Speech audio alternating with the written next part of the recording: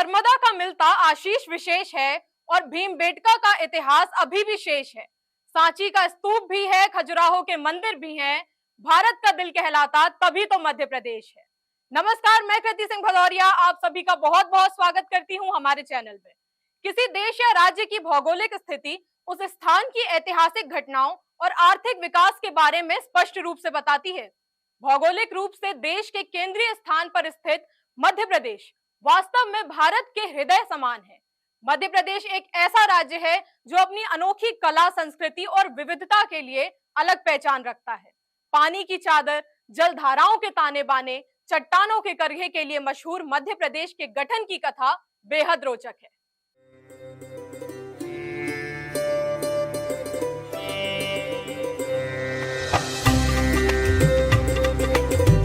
प्राकृतिक संपदा से संपन्न मध्य प्रदेश में संपूर्ण भारत के दर्शन हो जाते हैं। आज़ादी के बाद सन 1947 में राज्यों के पुनर्गठन के लिए प्रक्रिया शुरू हुई, जिसके लिए राज्य पुनर्गठन आयोग का निर्माण किया गया। आयोग के सामने तमाम तथ्य और सिफारिशों को रखने के लिए पंडित रविशंकर शुक्ला के नेतृत्व में महाकौशल के नेताओं ने एक बैठक बुलाई, जिसमें यह निर्णय लिया गया कि महाकौशल चंबल, विंध्य प्रदेश और भोपाल के आसपास के क्षेत्रों को जोड़कर एक ऐसा प्रदेश बनाया जाए जो उत्तर प्रदेश जैसा एक बड़ा राज्य हो। 1950 में पूर्व ब्रिटिश केंद्रीय प्रांत और बरार, मकाराई के राजसी राज्य और छत्तीसगढ़ मिलाकर मध्य प्रदेश का निर्माण हुआ तथा नागपुर को राजधानी बनाया गया। 34 महीनों तक इन सिफारिशों पर विचार हुआ और तब जाकर 1 नवंबर 1956 को मध्य प्रदेश का स्वरूप सामने आया, जिसकी नई राजधानी भोपाल को बनाया गया। शुरू में राज्य के 43 जिले थे, लेकिन 1972 में 2 बड़े जिलों का बंटवारा हो गया। सीहोर से भोपाल और दुर्ग से राजनांदगांव अलग किया गया। तब जिलों की कुल संख्या 45 हो गई। 1998 में बड़े जिलों से 16 अधिक जिले बनाए गए और जिलों की संख्या 61 बन गई। नवंबर 2000 में राज्य का दक्षिण पूर्वी हिस्सा विभाजित कर छत्तीसगढ़ का नया राज्य बना। इस प्रकार वर्तमान मध्य प्रदेश राज्य अस्तित्व में आया, जो देश का दूसरा सबसे बड़ा राज्य बना और जो 308 लाख हेक्टेयर भौगोलिक क्षेत्र पर फैला हुआ है। मध्य प्रदेश की संस्कृति विविध वर्णीय है। यहाँ एक तरफ 5 लोक संस्कृतियों का समावेशी संसार है, तो दूसरी ओर अनेक जनजातियों की संस्कृति का दर्शन मिलता है।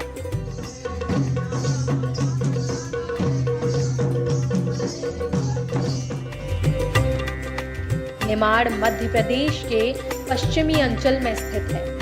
निमाड़ के एक ओर विंध्य की उत्तुंग शैल श्रृंखला और दूसरी तरफ सतपुड़ा की 7 उपत्यकाएं हैं, जबकि मध्य में है नर्मदा की अजस्त्र जलधारा।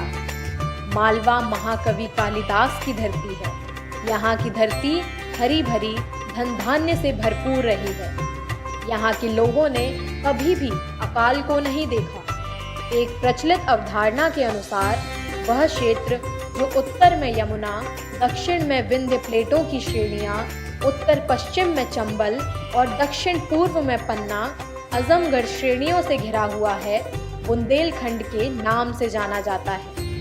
बघेलखंड की धरती का संबंध अति प्राचीन संस्कृति से रहा है।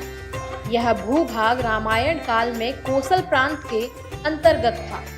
महाभारत के काल में विराट नगर बघेलखंड की भूमि पर था, जो आजकल सोहागपुर के नाम से जाना जाता है। भगवान राम की वनगमन यात्रा इसी क्षेत्र से हुई थी। जबलपुर संभाग का संपूर्ण हिस्सा महाकौशल कहलाता है।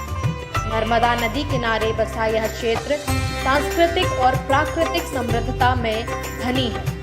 मध्य प्रदेश का चंबल क्षेत्र भारत का वह मध्य भाग है जहां भारतीय इतिहास की अनेक महत्वपूर्ण गतिविधियां घटित हुई हैं। इस क्षेत्र का सांस्कृतिक आर्थिक केंद्र ग्वालियर शहर है। 55 जिले और 10 संभाग वाले इस प्रदेश के पठारी हिस्से में बसे विंध्य और सतपुड़ा की पर्वत श्रृंखलाएं इस प्रदेश को रमणीय बनाती हैं।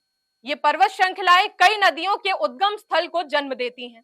ताप्ती, नर्मदा, चंबल, सोन, बेतवा, महानदी जो यहां से निकल भारत के कई प्रदेशों में बहती है।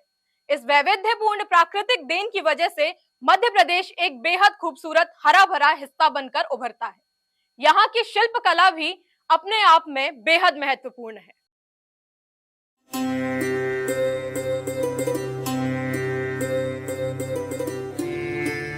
सांची स्तूप, खजुराहो के मंदिर, भीमबेटका गुफाएं, ओमकारेश्वर, पचमढ़ी जैसे स्थल मध्य प्रदेश की शान में चार चांद लगा देते हैं।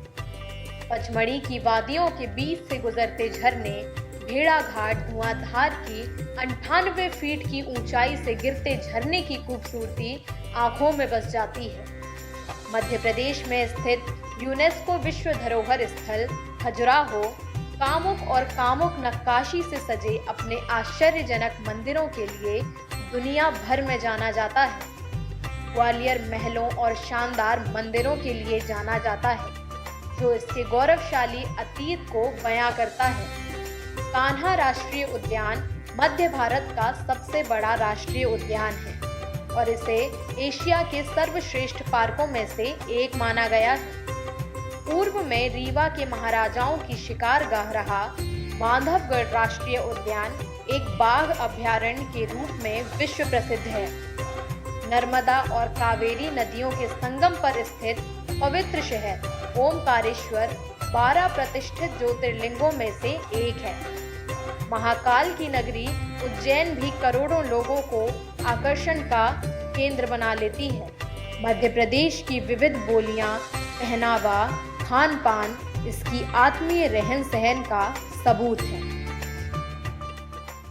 विविध संस्कृतियों का समागम मध्य प्रदेश भारत देश की संपूर्ण संस्कृति का उदाहरण है।